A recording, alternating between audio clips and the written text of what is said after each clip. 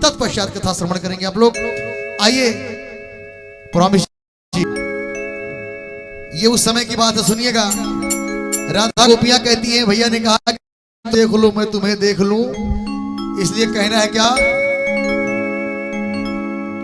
कहां कहां नहीं ढूंढा तुझको, अब दिल है ये रोता,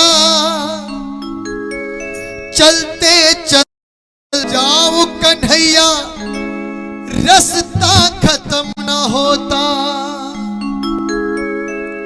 और नीर बहाए नैना,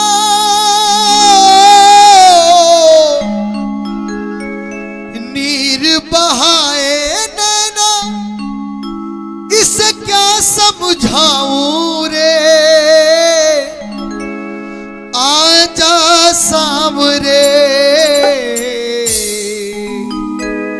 आजा सामरे, तुम मुझे देख लो मैं तुम्हें देख लूं, कहना है। अखियां थक गई दर्शन को, हम हो गए बावरे, आजा सावरे, आजा सावरे। बोले बाकी भी हरिलाल की। हाँ भैया रिकॉर्डिंग आइए, चलिए। हाँ बिल्कुल, चलिए हम सब हनुमान जी के चरणों में हाजिर लगाते हुए कथा में प्रवेश करते हैं। बोलिए हनुमान जी महाराज।